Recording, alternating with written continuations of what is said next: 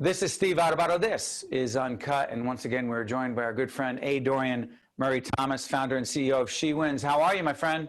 I'm good. So happy to be here. How you doing, Steve? Doing great. Last time you were in the studio with us.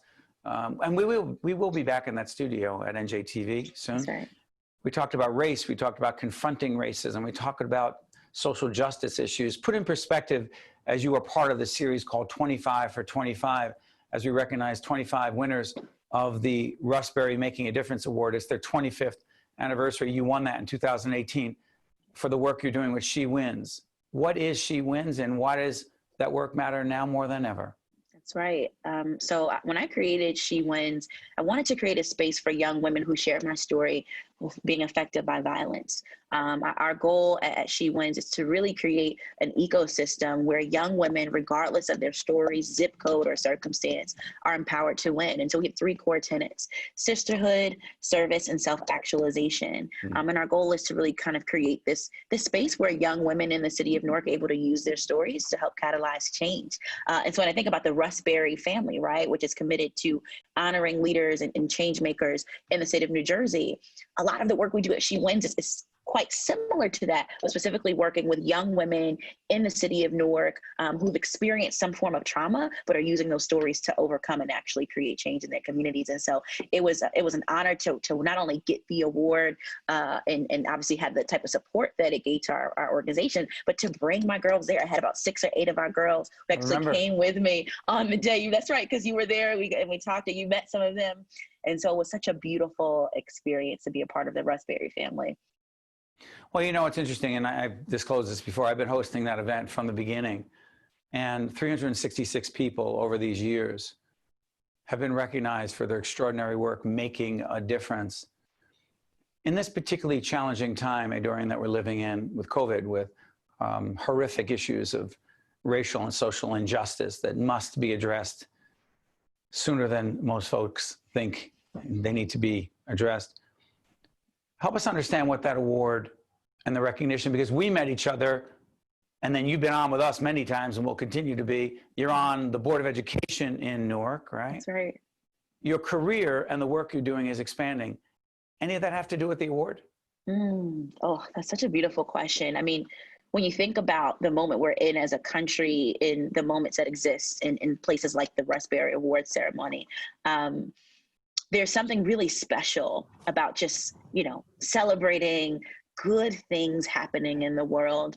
And at a moment where we're really kind of facing an unprecedented intersection of a number of crises, it's so important that we create space to celebrate the good, to celebrate what's happening positively, to celebrate youth and young voices. And so, when I think about having gotten the award in 2018, and then literally a year later, making history, becoming the youngest woman ever elected to the school board, doing so with my young people, many of which who were with me at Russell Berrie, right? Right. Working in that campaign with me. It's all about how do we, even in the muck and the mire, make lemons, turn lemonade out of lemons, right? And really kind of celebrate the good that's happening. And I think part of what that requires us to do is to just acknowledge the power of young people, acknowledge the power of our voices, and acknowledge the power of our stories, and really kind of lean into that even in those difficult moments.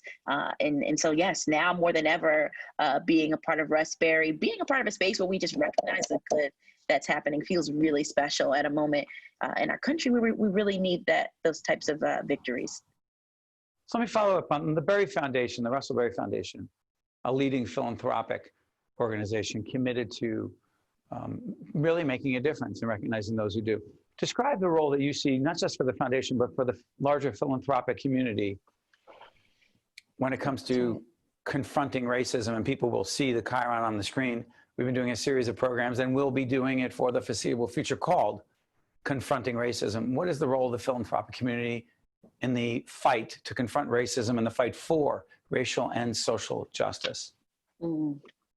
So for me, I'm admittedly biased because I work with young people. And so often that's kind of my lens, right? How do we ask any question from the lens of how does this affect young people, and how do we make sure this is serving them? And so the philanthropic community has a huge hand in how young people are being developed and shaped, right? Be it from after school programs to what's happening in the school. There's a huge connection between the philanthropic space and the experiences that young people have on a daily basis. I think the first step is really thinking about how can we invest our dollars in giving spaces for young people to have really critical, tough conversations around issues that are affecting their lives and are affecting our worlds. When you think about what our kids are learning in school, what they're being empowered to think critically about in the classroom, and then how they're being empowered to use that in the real world, right? In the civic space, in the public space. Are we really using the time that, kids have during the day from the time that they have in school to get them to have conversations that are difficult, right? About racism, about class, about environmental justice, about healthcare, these mucky and messy things that we're as adults are wrapping our heads around. How good would it be if we got kids to start having these conversations early? And doing it remotely and saying the digital divide complicates things. And also, frankly, highlights some of the racial and social justice issues or injustices that are out there. You had a quote you told our producers, I want to get this right. Yeah. You said when it comes to young people, they know what's going on. It's the bleeding, not the wound. What do you mean? Yeah, I mean, when you think about, I've been spending a lot of time just paying attention to what young people are saying and doing during this moment. And as surprising as a lot of this has been to them, some of it hasn't been, because they've been knowing for years that these issues are going on. And so when I say it's the bleeding, not the wound, right? A lot of the unrest, a lot of the discontent is actually symptomatic of these deeper issues that have existed long before March of 2020, long before what we are calling the digital divide now, but frankly has been an issue for years, right? In terms of young people from different socioeconomic classes and statuses having access to internet and technology. What we're seeing is the bleeding from a wound that's been here for quite some time, and now we just have to reckon with the manifestations of it. Well, let's just say this, as challenging, as daunting as these issues are,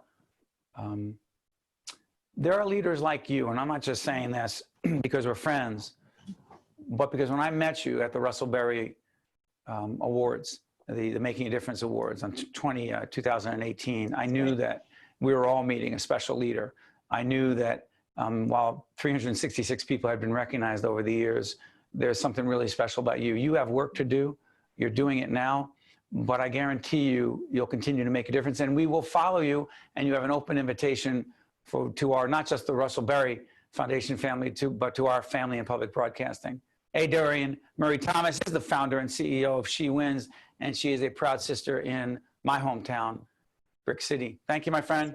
Thank you so much, Steve. You guys stay safe and stay blessed during the season. And it's always an honor to be here. Thank you for the work that you do, because I know it's not easy having these real tough conversations. First of all, making the choice to do that during such a time. And so your role as a leader and trailblazer in media and in our community, it speaks so much value. I'm honored to be in your space. So thank you for having me. Thank you for the work you do. And, looking forward to continue for us to shine. Thank you again. Very kind of you. Thank you so much, Dorian. Thanks, Steve. We'll be right back. One-on-One with Steve Adubato has been a production of the Caucus Educational Corporation.